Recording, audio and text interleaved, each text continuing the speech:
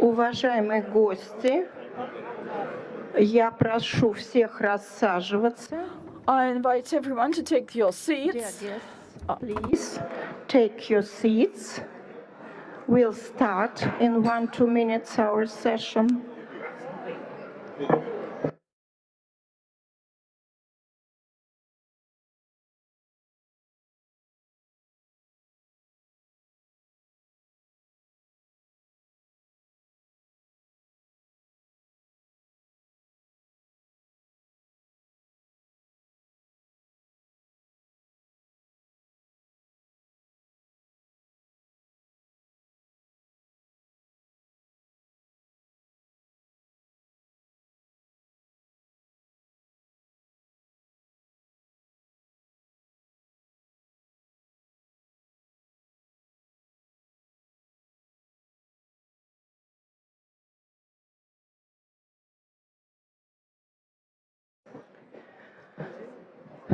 Уважаемые гости, коллеги, друзья. Dear guests, dear colleagues, friends. Наш традиционный диалог Россия-Африка стал уже хорошей традицией проводить это мероприятие в рамках Петербургского международного. Well, I welcome you on the session of the St. Petersburg Economic Forum. Within this session, we will sum up the first fruits of another major and important for Russia-African relations. The second summit of Russia-Africa took place here in St. Petersburg, and today we can sum up the results, what are the future prospects, what we should focus on. We have a very representative panel here, and for us, Russian participants, opinion of our African partners is very important.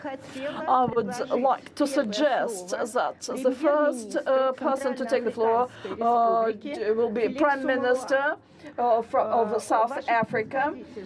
Your Excellency, Mr. Prime Minister,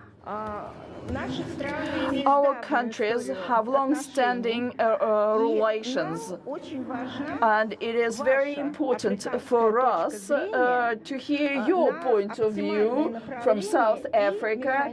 What are the best possible ways of development and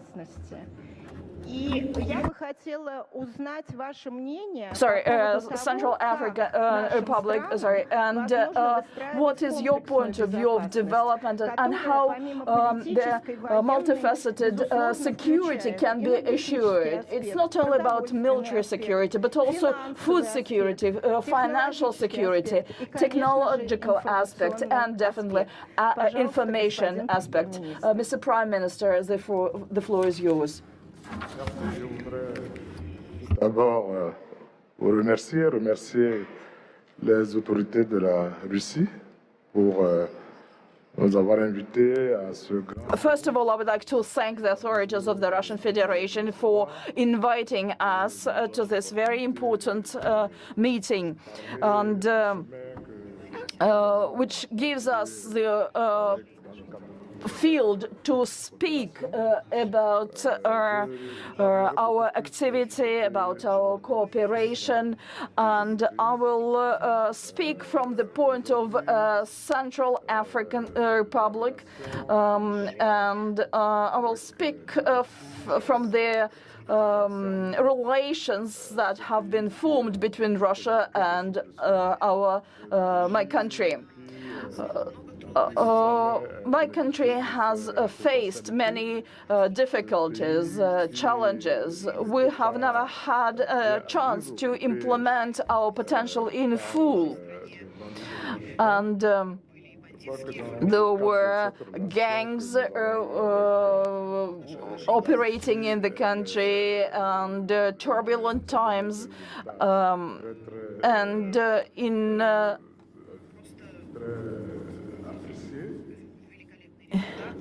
And their relations with Russia have been fruitful for us. We managed to return territories that once were lost for us. We did that through the assistance. We increased our defense component using Russia's experience. We were helped through cooperation. We were assisted, and this helped us to restore the authority of the state. Nowadays, our people can move freely in the country through this common effort, and people will come down, people who had experienced turbulent times for many years. That helped us to become more resistant and stronger. I hope that cooperation is has been very useful for us, because we had much experience with other countries, and that did not do any good to us, or didn't help to transform our economy and give hope to our people. That former experience didn't allow our people to enjoy the riches of the country. We have a big potential in our country, but the problem was in the quality of cooperation. And that deprived us of the opportunity to enjoy the riches of the country. Now we lean on the support from the Russian Federation. Russia rather quickly showed itself in a pragmatic way, and we see changes at the level of security. Security is very important for development. That's what we're enjoying now. Definitely, we need to expand cooperation in other segments. We need a certain framework for mutually beneficial cooperation, and I will use this opportunity to address all investors who are willing to support, to maintain mutually beneficial relations. We invite you to Central African Republic to improve economic and investment climate. We are working on legal tools, on the legal framework to support, to create a good environment for foreign investments. Russia is a big country, is a powerful, great power. I really liked St. Petersburg. I believe the development of our relations is of use to Africa. This is a chance to us to tell and show to our African fellows we are to set a good role model for the development of relations with Russia. We used to have different experiences and different lessons learned from other relations. We know other times when people couldn't enjoy any benefits from the riches that the country has. We experienced numerous crises. We should be guided by other forms of cooperation, for instance, through BRICS, and in the final effect, it is necessary to have mutually beneficial cooperation. And population is to enjoy the fruits of this cooperation. That's the message that I wanted to deliver. We have covered a long path, long route, and rather quickly we have managed to enjoy the beneficial cooperation, aspects of cooperation with Russia. Here on behalf of President of our Republic, to extend words of gratitude to President Putin for what he had done for our cooperation. We want other countries, like my country, be able to enjoy advantages of this cooperation and take our people out of poverty. Thank you very much, Your Excellency. It is truly important for us to forge cooperation on a mutually beneficial basis and think how to put it at a new strategic level. We are to think about mechanisms of making it most efficient, because in spite of all sanctions and pressure exercised on African states, they all look towards Russia. They want to cooperate with us, and that's extremely important for us. Now I'd like to give the floor to head and ambassador for with special purposes, Oleg Ozerov. The Ministry of Foreign Affairs is also always represented at our sessions, together headed by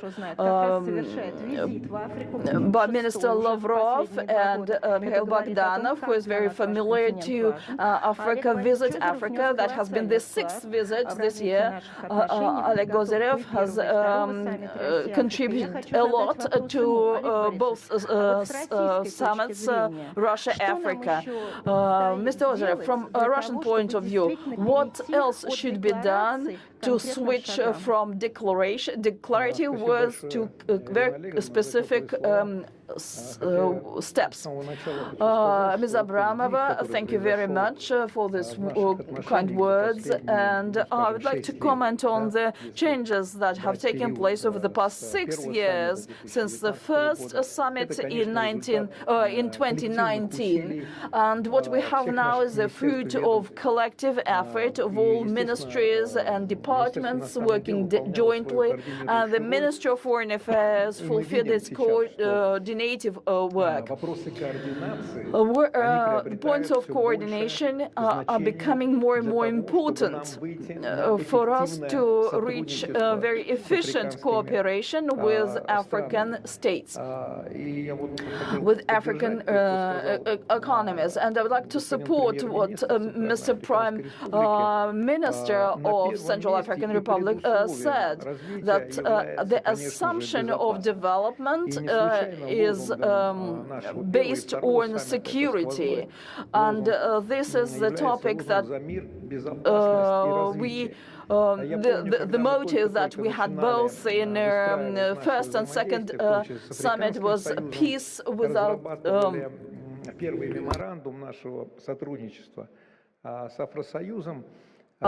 for peace through security and cooperation. We had asked about the priorities, what should be placed first, and said education, and our delegation said no, security comes first.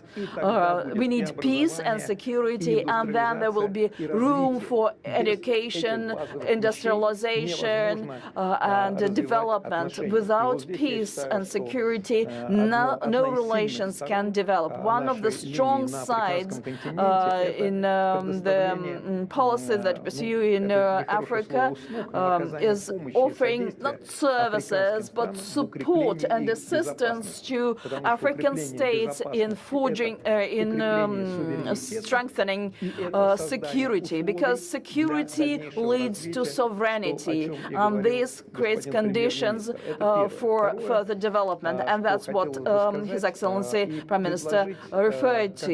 Second point, we need to think collectively how to create an efficient mechanism of cooperation and interaction at this new stage, because we have a good political and economic platform.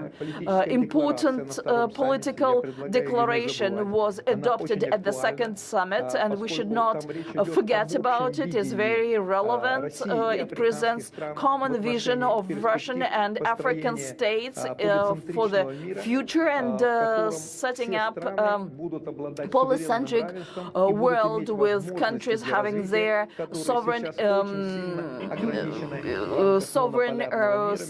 standing and equal footing, and there should be economic mechanisms in place similar to World Bank, to IMF, and these areas have become of discussion, have become very important for second Russian-African summits.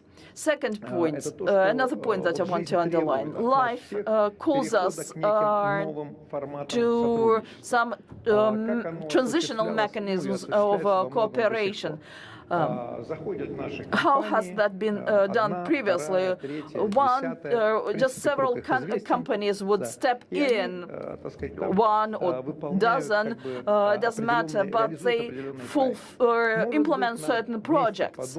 Maybe we should think of a different approach. There should be a comprehensive projects for cooperation, and African countries should do on their own or with our assistance create certain plans of space development or territorial economic development. For instance, take a region in the country, or the country as a whole, if the country is not large territorially, and define a plan of development with a view of its resources, be that mineral, human, if they have good water resources, that then agriculture can be developed, or if there are rich subsoil resources, then it may be about mining development and production. But if we have this comprehensive view, then it will be easier for us to invite, to engage Russian business entities to develop this plan for the mutual benefit of countries. Just for instance, let's take Ethiopia with water resources, with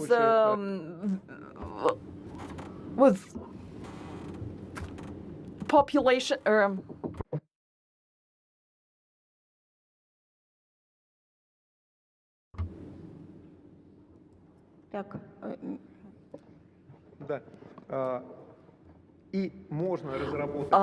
And there should be, what I suggest, there should be a plan of development of a certain region of a country or of the whole country, starting with a low-level infrastructure, personnel, human resources, education, and then we can get to the point of long-term development, and that's something that we should keep in mind. Thank you very much, Oleg Borisovich, for this proposal. Russia has a lot of experience, the experience of the Soviet Union of building territorial and industrial complexes and comprehensively embracing all spheres of development, and we could share this experience with our African friends. I would like to give the floor to the Deputy Head of the High Sovereign Council of Sudan, Malika Agar. Sudan is a huge country where there are certain problems connected with unstable and rather difficult situation. We hope that there will be a resolution to this conflicting situation. As our speakers have pointed out, security security is key to the development of our future relations. My question is as follows: in which areas will cooperation be developed between our two countries, and how do illegitimate sanctions influence our bilateral relations? First of all, thank you very much, Mrs. Arena Abromov, moderator of this session. Excellencies, ladies and gentlemen, I would like first to extend my heartfelt congratulations on successful inauguration of St. Petersburg International Economic Forum and its 27th edition. My sincere thanks and appreciation to the chairman of the Russian-African Partnership Forum Committee, Ambassador Oleg Obrovov, and his committee members for organizing this very important session and this very important conference. I thank you as you started that Sudan is one of the biggest countries in Africa. Sudan is endowed with so many resources, and it speaks by itself, and it invites the investors by the abundance of the resources, whether these resources on the surface or on the bottom of the ground, they are in abundance. Sudan has gone into so many conflicts internally since independence is 1956, and is still going in some, but the security and stability is always there in the Sudan. As you mentioned, the conflict which is raging now, this is a conflict which is orchestrated by quadruple dimensions. Some of them are not necessarily in Africa itself, but in the whole global world. But as I mentioned, that the resources, the abundance of the resources, I came here in a full-fledged with the Minister of Finance, who is here, the Minister of Minerals, and the Foreign Minister of Sudan.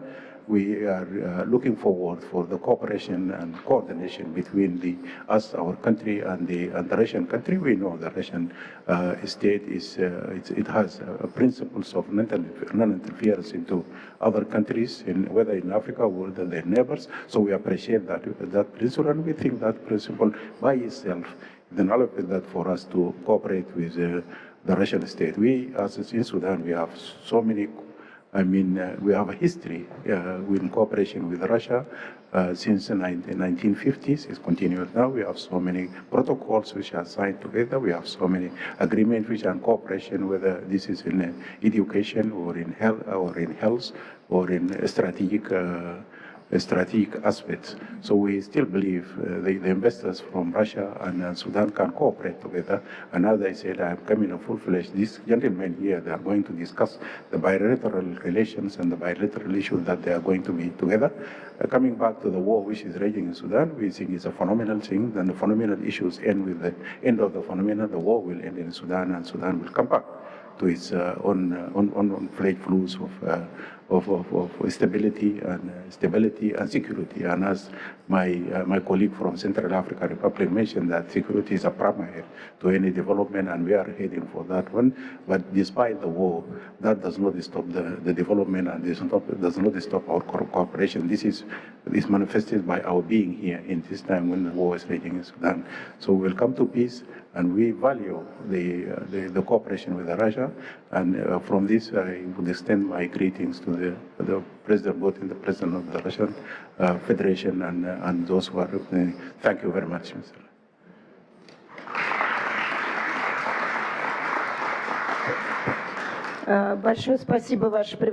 Thank you, Your Excellency.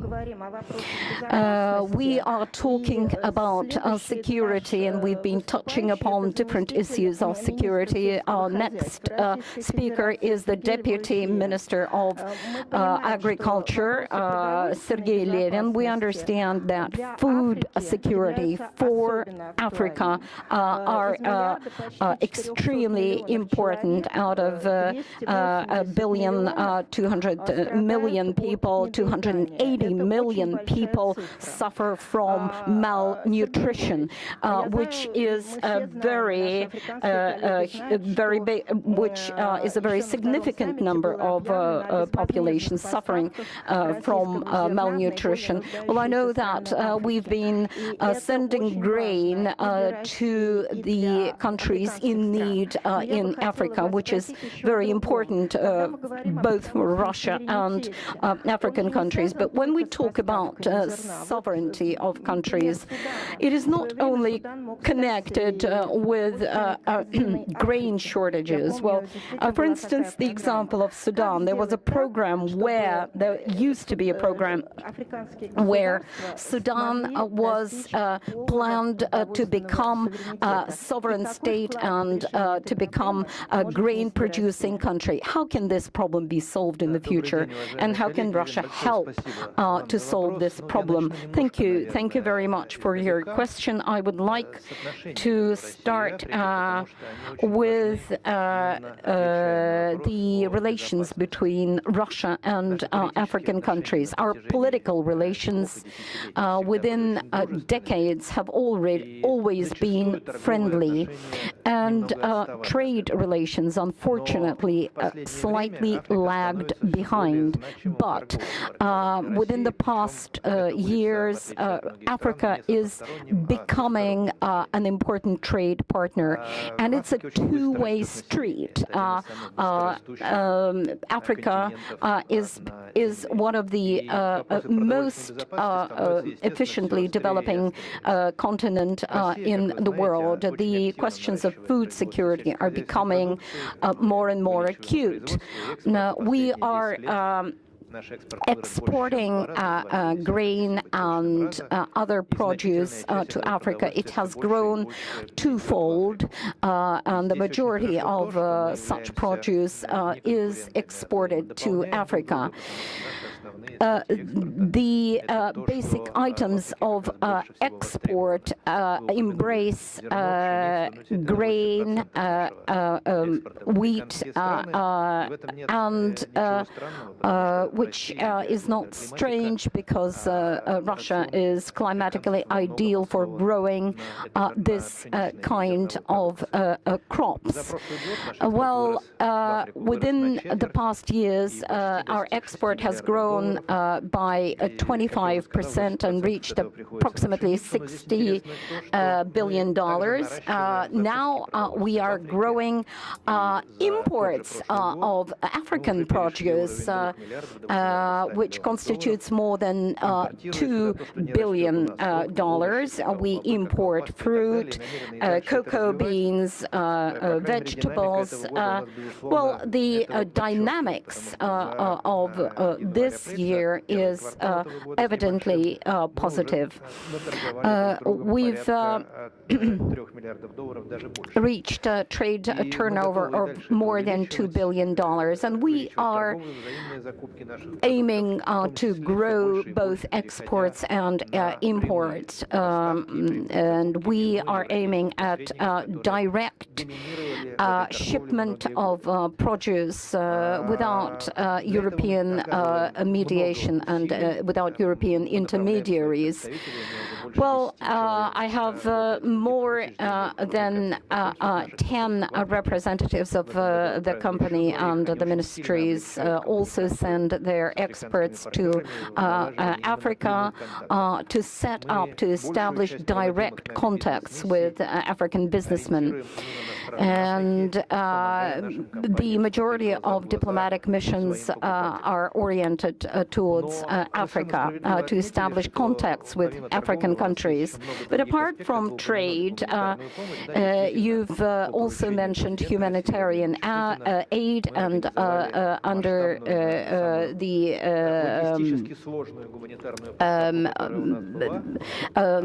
the order of the Russian president, we have sent six African countries more than 200 million tons of wheat, because we understand as charity, and these exports were aimed at specific countries which cannot buy such grain.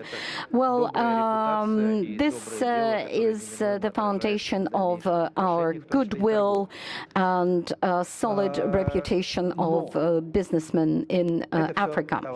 But these goods that I'm talking about, our relations embrace other spheres, and education plays an important role in this respect. We continue to work with African students who can study in Russia free of charge and receive grants for education. We've enlarged the number of African students by 10% as of last year, and continue to provide educational services to African countries to allow them to resolve their own problems with the help of their own experts.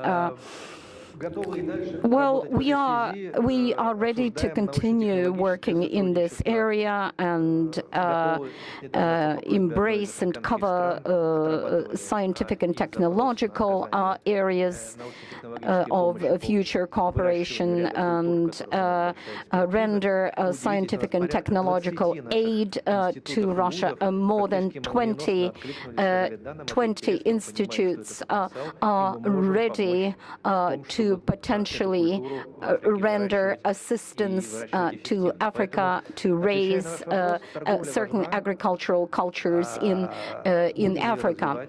Well, yes, we are going to continue to develop humanitarian aid projects and products. We are obliged to do that, but we view relationships with African countries on a broader scale. Thank you very much. Thank you, Sergei Lvovich. In my view, you have mentioned a very important detail, that we are growing import from African countries. Export and import in Africa are in proportion 7-to-1, and especially in the food sector. And it is important to strike a balance between export and import between the two countries.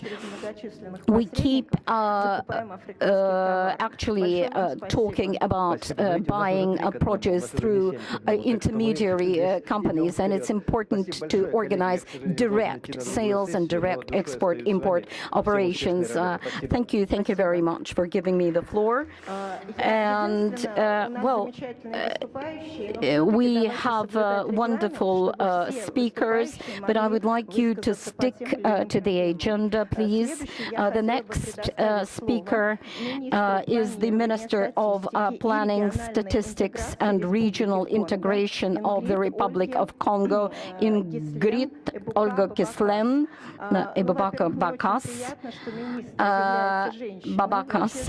And it's wonderful that women are playing such an important role in the development of Africa, and we should also follow the example of African countries. Women occupy important posts in Africa as compared to many Russian women. We know that the development of the relations between our countries is very successful. The Minister of Foreign Affairs, Lavrov, has just visited the Republic of Congo.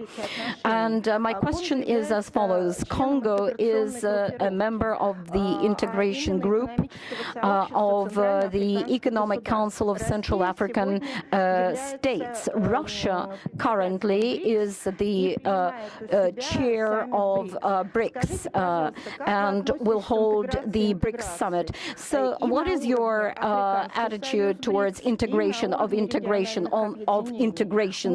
What is your attitude towards towards such level of relations, and will that improve our relations? Thank you very much, Irina. I would like to begin with the words of happiness that I want to share with you for being here in St. Petersburg. It's my first chance to participate in St. Petersburg International Economic Forum that brings together political leaders, economic leaders who are here to understand better what connections, what relations should be set up between the Russian Federation and Africa. I would like to thank President Putin for creating such conditions for our delegations. The welcome that we were extended here proves that we have long-standing relations. 60 years. It's not accidental. It's a long-standing relationship and we can even speak about friendship. I'm a minister of planning and regional integration. When we speak about integration, we need to lean on what we have in the country itself. My country is small, between Equator, Congo Basin, and we are a small country with nearly 6 million population. The population equal to that of St. Petersburg. Rather small market, actually, and it's a natural desire to expand this market together with your neighbors. We are members of currency union of Central Africa, and together with the Prime Minister of Central African Republic, where we are members of Economic Commission of African Union. Thus, we can do something together so that all players can use their advantages in Congo. Our population, 70% of our population is active youth, but we have a high level of unemployment. We need to create new jobs in Congo. Through regional integration, we'll be able to resolve this issue. When market expands, then we will be able to discuss such issues and enjoy multilateral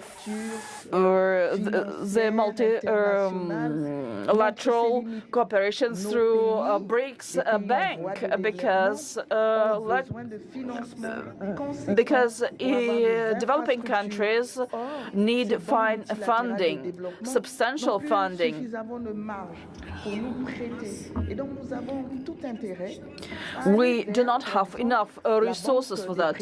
Development banks cannot give us credits, loans long enough, big enough, but we need to work with BRICS development banks and negotiate reduced interest rates. Yes, we're a small country, a small market, but this market may expand because we become members of various communities that may become an advantage. We hope we will be able to enjoy the advantages of working with BRICS Development Bank. We hope also to work bilaterally with Russia through the Development Bank. Thank you. You touched upon a very important issue of alternative system of settlements, and that concerns both Russia and African countries.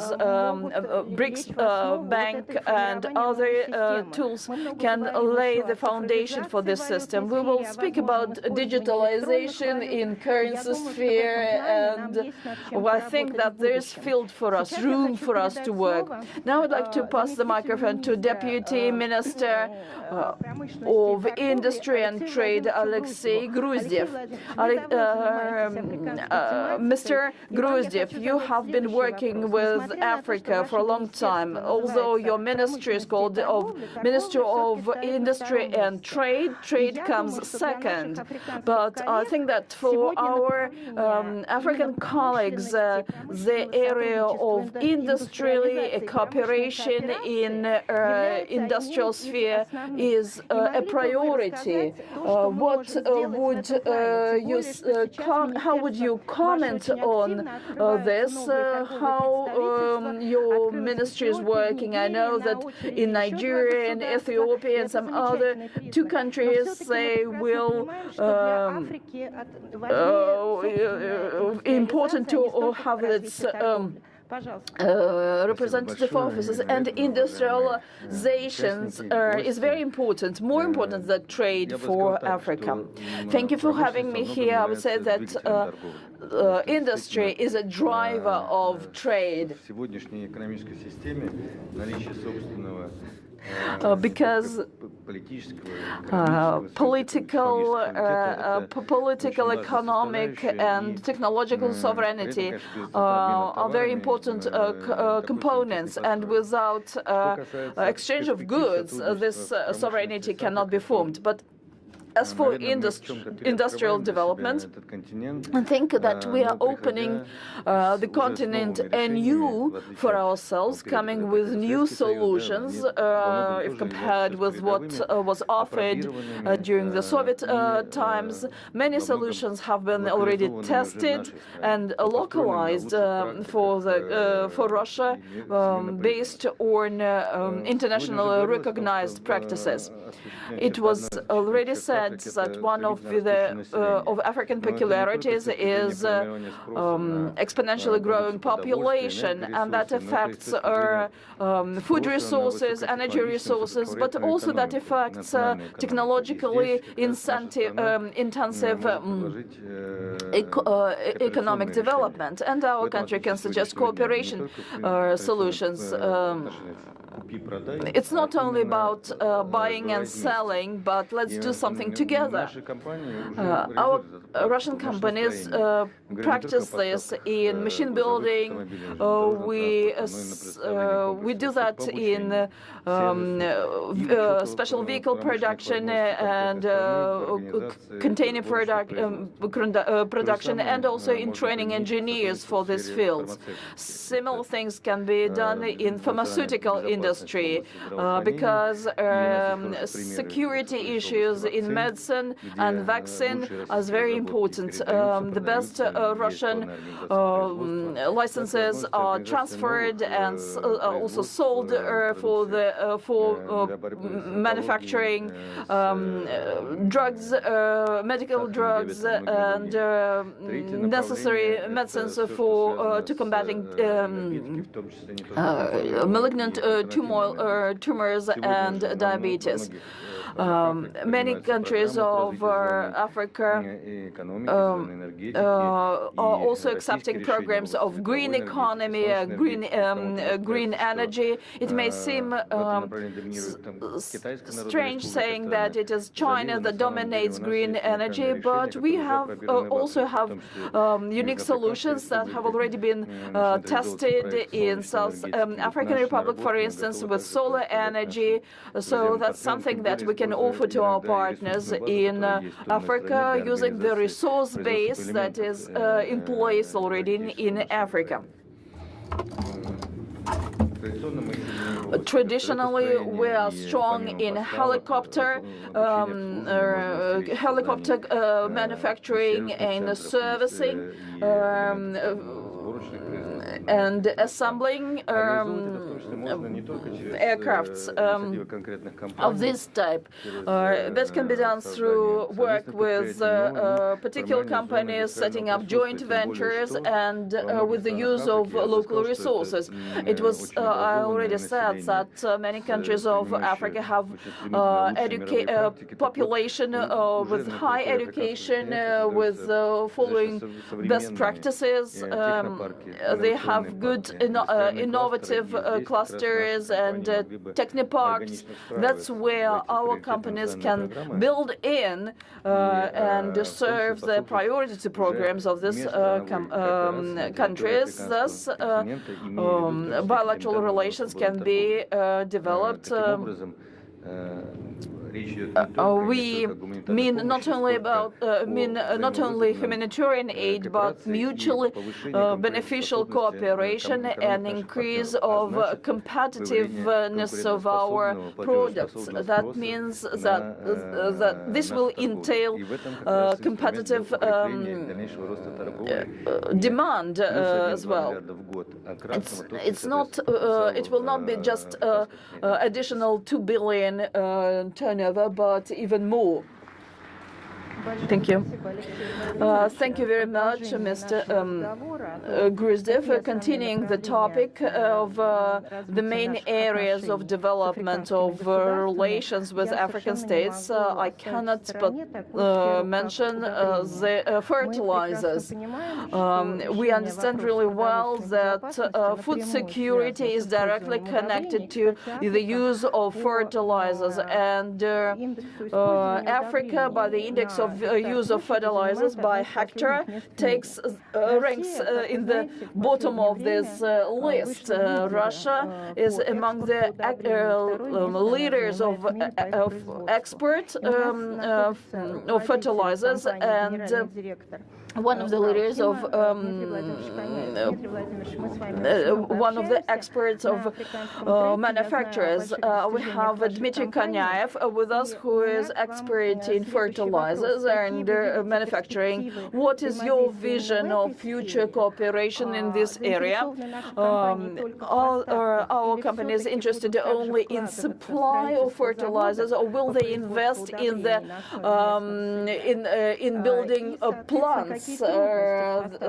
Fertilizer plants, and what are the hurdles on the way of export, and what can be done in this area against the background of sanctions? Well, we'll get back to food security. Africa produces about 180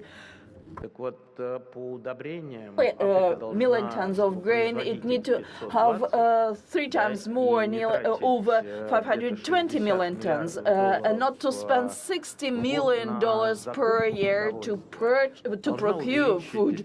The continent needs to increase the level of use of fertilizers nearly 4 times or even 5 times. They need to have more fertilizers put in the soil to give better yield. We will see the highest increment in the use of fertilizers in Africa, because with the growth of the population, there is no other way out. Africa for us is one of the major markets. We do hope in the potential of this continent. We need to work on the markets of the future instead of competing on the already existing markets with a high level of consumption. We have been present in Africa for a long time. We have supplied nearly 10% of African consumption. We want to supply more. In difficult times, back in 2022, 2023, we decided to ensure supplies free of charge. We used what was suspended in European ports. Nearly 140,000 tons were supplied. That were 5 major shipments. We paid not only for the product, but also for the shipment to the countries. And on gratuitous basis, and now we are to tackle 2 aspects. First, financing. Afrexim Bank works actively in this area. And we may search for other mechanisms to finance these shipments. And another difficult, challenging issue is intrastate logistics, because there are no special vehicles of small size, and fertilizer should be packed in bags 50 kilos, and that makes logistics more expensive. And African farmers have to pay more than farmers in other countries because of these particular reasons. Well, we decided that from the point of view of growing such export, we need to organize distribution and organize storages and storehouses, warehouses in the countries themselves. We are now discussing what particular measures to take in that respect, and this will allow to increase our shipments to Africa. As far as localizing production, sooner or later we will come to this resolution, because Africa has colossal resources, and these resources have to be processed on site to be used in the countries themselves. Thank you. Thank you very much, Dmitry Vladimirovich. I would like to pass on to the next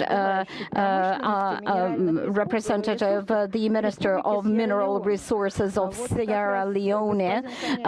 Mr. Kanyaev has pointed out that Africa has a lot of mineral resources. Russia, too, has a lot of mineral resources. But within a very long period of time, our country, as far as the level of processing is concerned, we were not in the top places. We used to sell raw materials, and the same was happening in Africa. Within the past few years, has anything changed in this department in Africa? Has a processing industry being developed? And the second question is, it considers settlements. Can these resources become the basis for a new settlement system and payment system which can be based on the natural resources of a country, or is it a utopian point of view? Thank you very much, ladies and gentlemen. And I want to say thanks to the organizers and the Russian Federation for giving me and my country the opportunity to come and participate in this panel discussion. Of course, you know, Sierra Leone being a small country, 72,000 square kilometers, but it's been known over the decades that it's actually rich in mineral resources. And the typical minerals have been diamond, gold, bauxite, rutile, and iron ore. But then, I mean, these minerals have been explored since 1929. Gold was first found in Sierra Leone in the 20s, and diamond and iron ore. But when you look back at the history, this mineral endowment has not really benefited the people and has not really brought the development that is needed by translating these mineral resources into a social capital that will work and improve the lives of the people. So we realized that over the years, what needs to be done is not just digging or mining the raw minerals and exporting them. I mean, if you look at the entire value chain from exploration to mining, to processing, to manufacturing and use, and even the reuse. There, along the chain, upstream, downstream, side stream, there are values to be added. We have a very young population, and there is a lot of employment. So we want a complete paradigm shift in that value chain. So rather than just exporting the raw commodities, especially the bulk commodities like iron ore, bauxite, and rutile, to ensure there's value addition in country. And that's in alignment with the African Mining Vision of 2009 that says, we need to add value to ensure that those mineral resources actually contribute to broad-based socio-economic development. So what we've decided to do over the years is first to have an understanding of the mineral resources we do have a complete inventory. It's for that reason, 4 years ago, we undertook a nationwide airborne geophysical survey to give us an idea where these minerals are, the mineralization, where the anomalies are, to give us an idea in terms of the depth, the shape, the orientation. But what is lacking is actually now understanding the grade of these minerals, which means we need to put boots on the ground, do some extensive drilling to be able to get an estimate of what we have. It's for that reason we thought, the relationship between Russia and Sierra Leone has come a long way, over 5 decades. It's just a matter of now developing into a completely looking at the geopolitics of the world and putting it to the next level, which I would say probably is putting that relationship on steroids, legal steroids, to strengthen it. I'm a product of the Soviet education. I came here 38 years ago and graduated in mining and geology. And I have the opportunity to be the Minister of Mines and Mineral Resources. I know Sierra Leone and the Russian Federation are at different levels of maturity when it comes to mining and when it comes to technology. So I thought it makes sense to be able to engage the Russian Federation again. It's for that reason for the past few years, I've actually been coming here together with the ambassador. We've engaged the academia. We have students here studying. We've actually just yesterday signed a memorandum of understanding with the Ministry of Natural Resources and Environment. And we also signed a cooperation agreement with Zarubesh Geologia, Rosgeo, to allow us to understand our mineral resources. So they're going to help the government to do further geophysical survey, geochemical survey, and geological survey, so that once we understand the mineral resources we have, just the question you answered, what are we going to do with these minerals? What's the new paradigm shift? We want to go into resource-based lending, wherein we can actually qualify and quantify the mineral resources, take that to financial institutions or other mining companies in Russia, who will come in and have the first right of refusal to ensure we can use that as a collateral to gain access to the market, access to finance, and as has been mentioned here, in terms of industrialization, things have been done. So it's for that reason we're here. And it's not only in terms of mining, because mining is just one aspect of the economy. Agriculture, interestingly enough, I was sat between the Deputy Ministers of Agriculture and Education. Human capacity development is also key, and it's part of the government's big agenda. So we do believe we're on the right path to engage the Russian Federation to ensure that they come and add value. And we leverage the knowledge, the technology they have. Recently, the Minister of Foreign Affairs and International Cooperation was here, had a very good meeting with the Minister of Foreign Affairs, Minister Lavrov. We're going to reopen the Russian embassy in Sierra Leone to ensure it's not only in terms of business, but understanding the culture, understanding the value, and the history that the Russian Federation has, and the engagement we'll be doing around the African countries. As I said earlier, I'm a product of that system, and I want to make sure that whatever I got from the Russian Federation is also passed not only to me as an individual, but to the country as a whole and to other African countries. And I do believe this relationship, it's going to work irrespective of all the challenges that are there. You can sanction the products of a country, but not the will and the tenacity of the people. And I think Russia is a best example of that. So that's why we're here. Thank you. Большое спасибо, господин министр.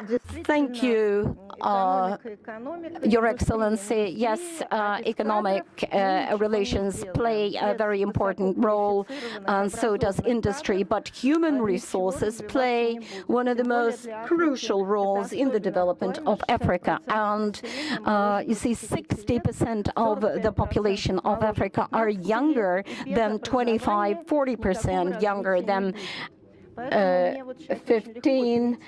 Well, I would like to pass on to the humanitarian bloc in our discussion. I would like to remind you that on the 6th of June we celebrate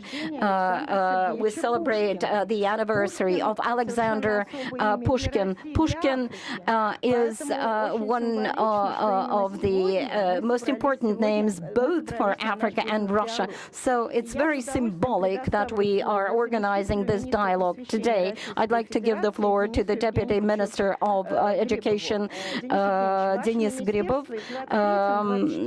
Your ministry in 2023-2024 was very active in building cultural relations with Africa, in preparing human resources of Africa. Could you tell us about the projects which have already been realized and your future plans? Esteemed Irina Olegovna, esteemed guests, I'd like to greet you all. And cooperation in the sphere of education. I would like to offer our colleague from Sierra Leone to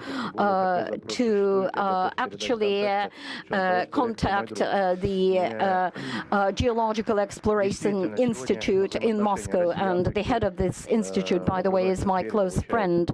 And by the way, the relations in education with Africa are growing, and we are ready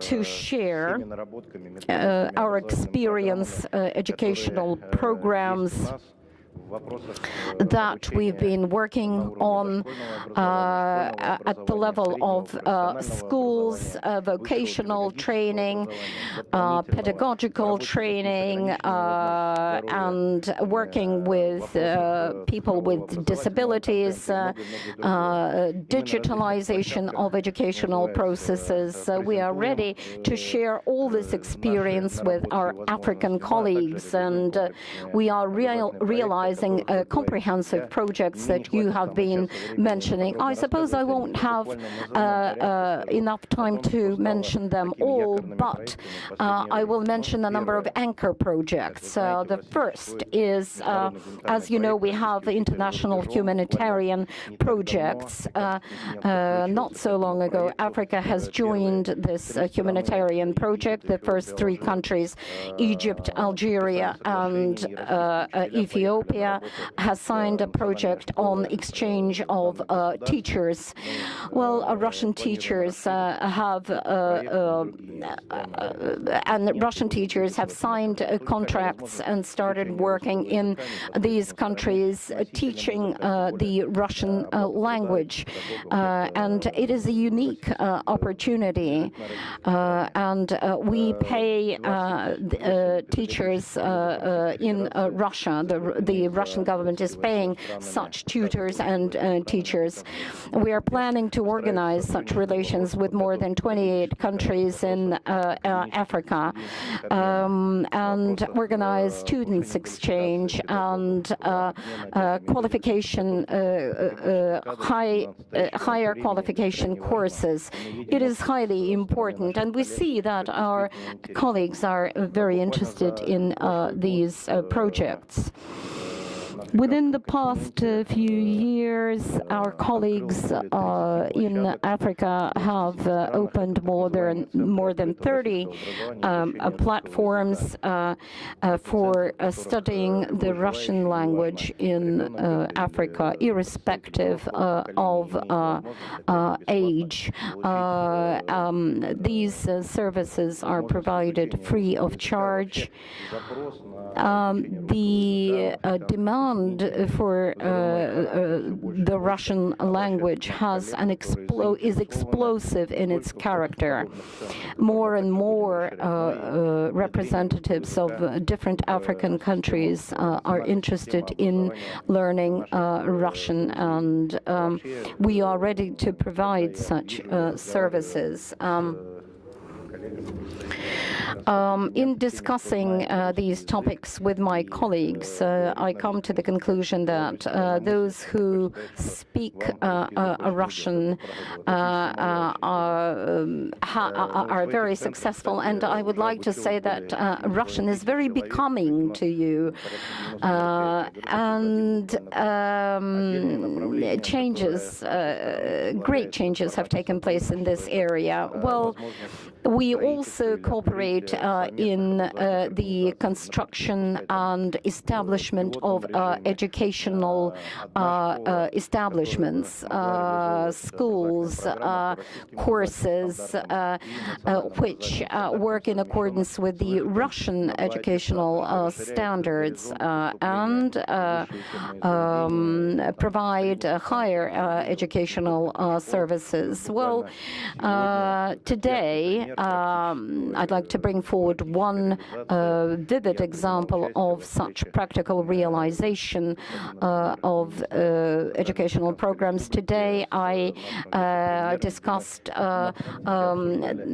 these problems with the Prime Minister of the Central African Republic and the Minister of Construction in the project of a future construction of a school in Central African Republic, and currently we hope to provide help, including working out methods of education.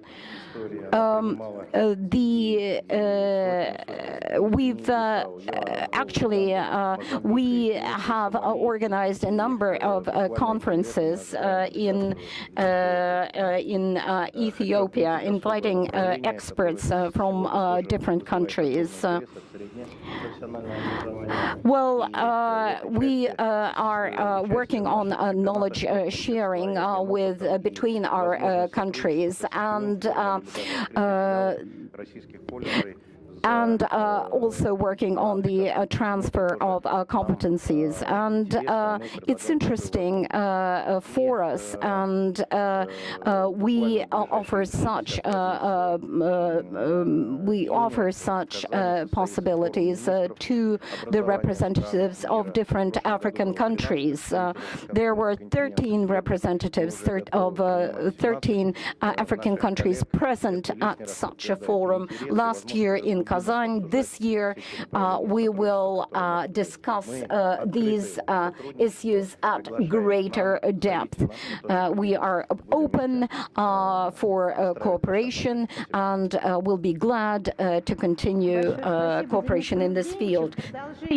Thank you very much for your contribution, and continuing the topic of intercultural dialogue, and I would like to pass the microphone to inner practice representative Anastasia Pavlenko, who will speak on the topic of human resources training for African entities, and speak more about that. Thank you very much, Madam Moderator.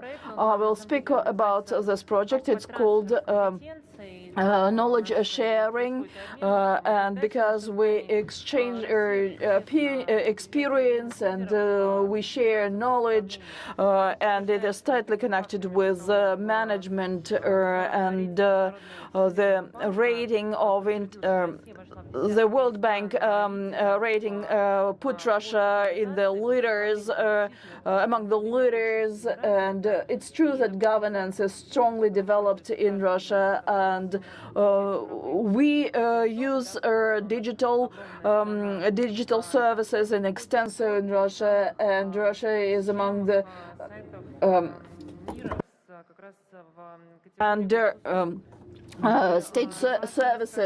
state-offered services are among the most visited by our population. Russia is among few countries that have its own solution of public services digitalized, and under the sanctions we experience numerous cyber attacks. Today we spoke with a representative of Rostelecom who spoke about unprecedented pressure and exposure to cyber attacks during elections and in other times, and Rostelecom managed to withstand these attacks and repel them, and thus this experience of enormous value and this experience can be shared with our colleagues abroad.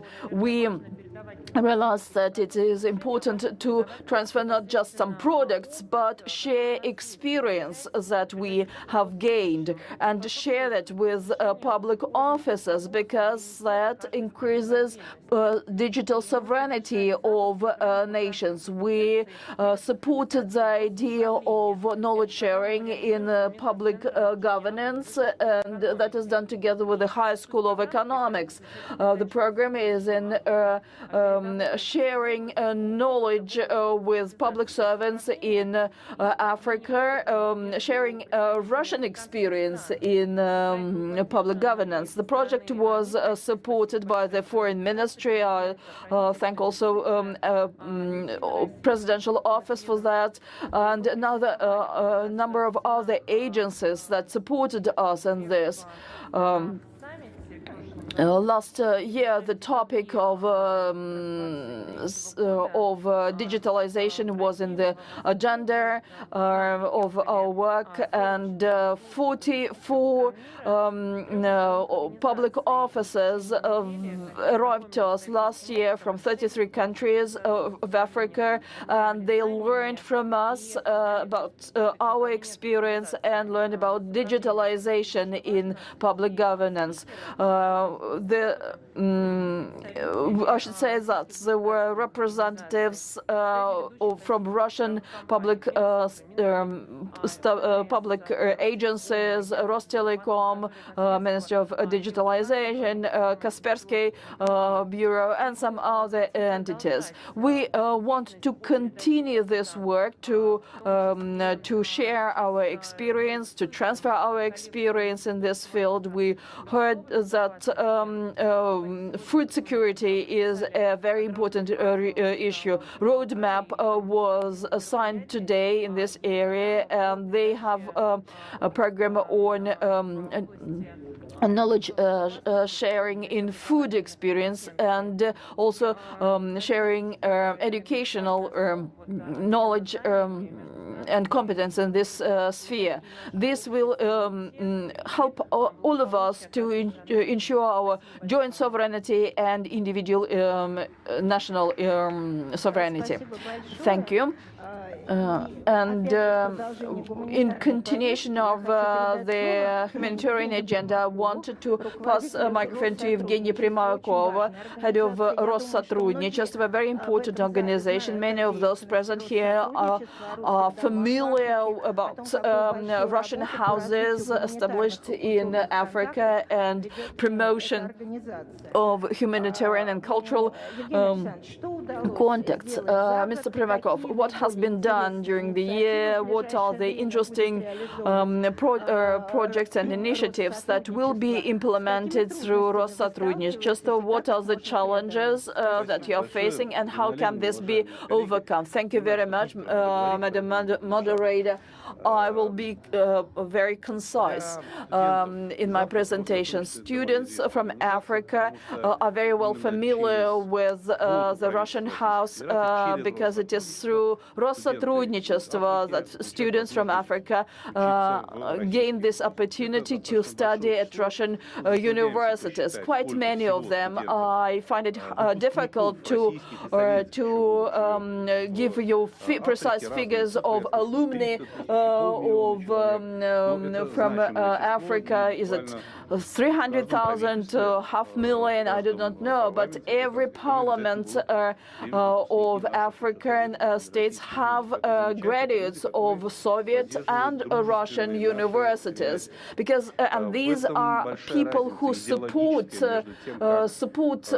friendly relations, and that's very important because that's some heritage that we have from the Soviet times. That was the educational policy of the Soviet Union. There has never been a policy to drain brains from Africa. It has always been a desire to give education to people and to make these people get back to their country, to make their own countries more prosperous from the economic and political and technological point of view. This has always been a tool of strengthening sovereignty of African nations.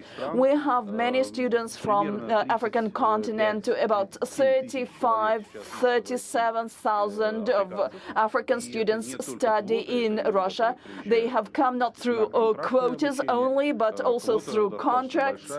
The quota is quite large. Annually, we offer seats for about 6,500 students free of charge. We wish this program be strengthened by some grant support. That's something our government is working on.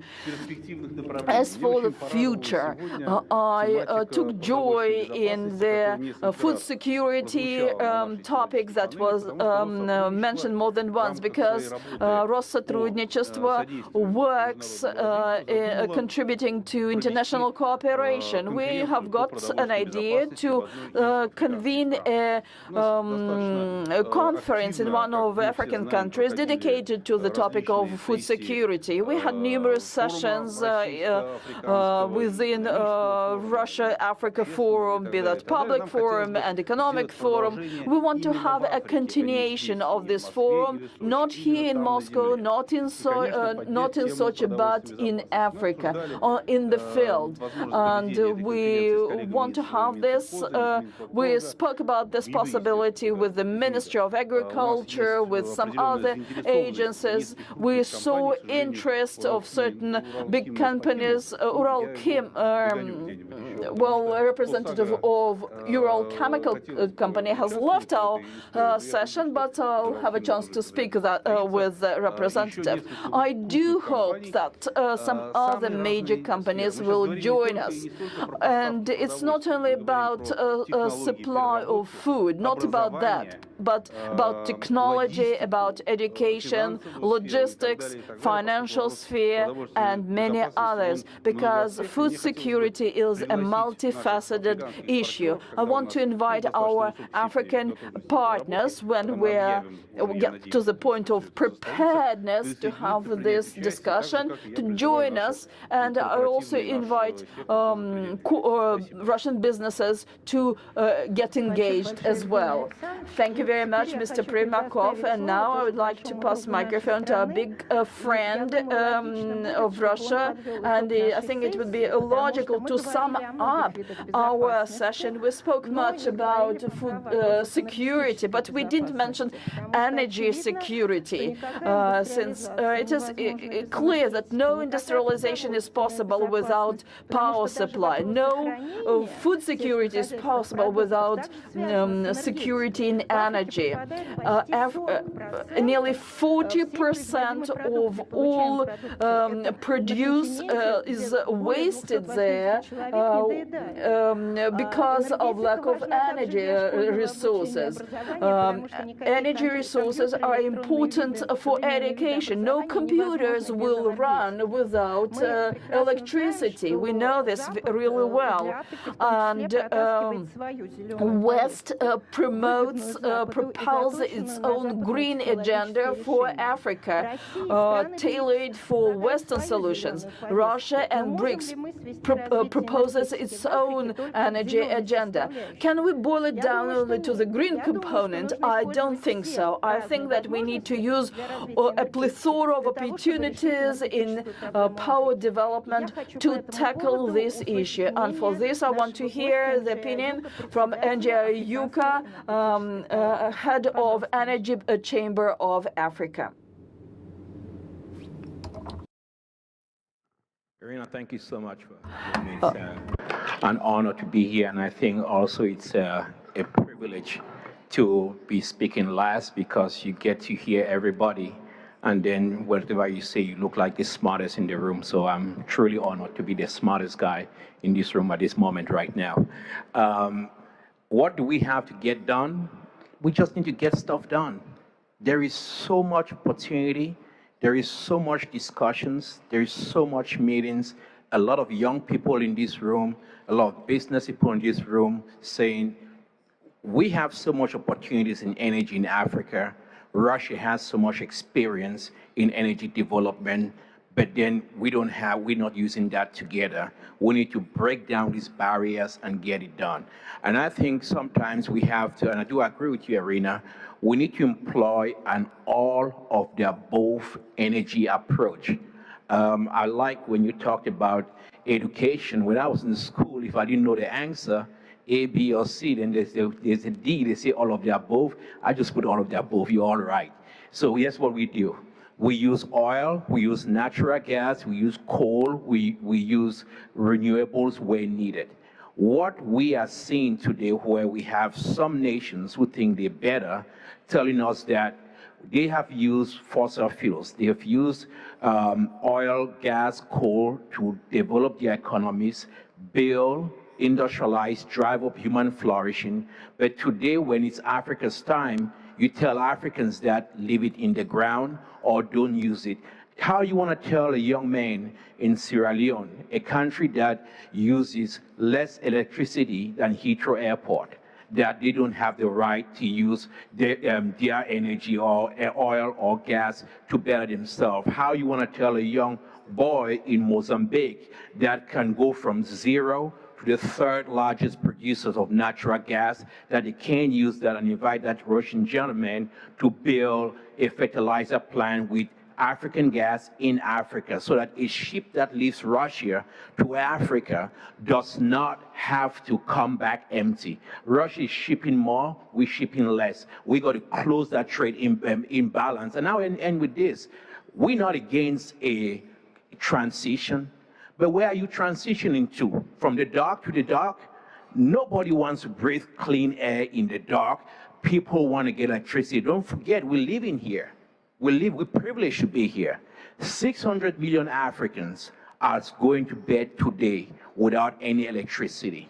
900 million are going to bed today without clean cooking technologies. Most have to choose about using wood to cook. I lived in Sudan, in Khartoum, and in Kurdistan at the earlier stage of my career. And I saw abject poverty when it came to energy poverty, with people going out there with no lights, no electricity. We have an obligation. Today you got Congo Brazzaville doing amazing, getting one of the fastest LNG projects done, and they are going to be using that natural gas to ship abroad. But we got to provide this thing for Africa first. Africa first, because it's time for us to take care of our people. You've seen some of the reaction of young Africans with instability, and you've seen stuff happening around the Sahel. It's because we are not looking out for these young people that are saying that we want opportunities in Africa, rather than trying to say the only option for us is to cross the Mediterranean to look for greener pastures in Europe. And it starts with energy. But we need to get this business going. We need to stop the talking and get to action. So thank you so much for having me.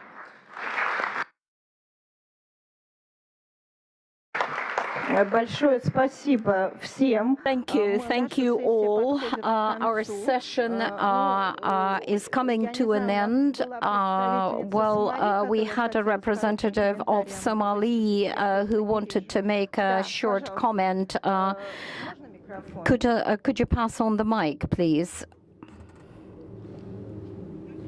For giving me the opportunity.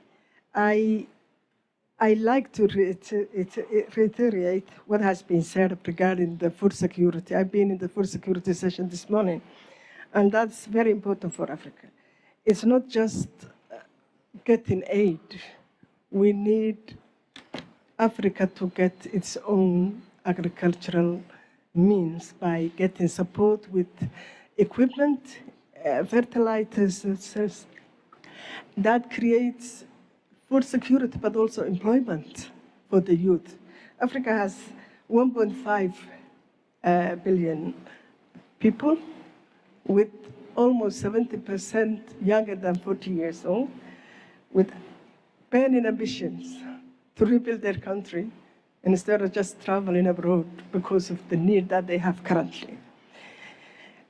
We are very grateful to Russia and the BRICS bloc for looking at how to support Africa.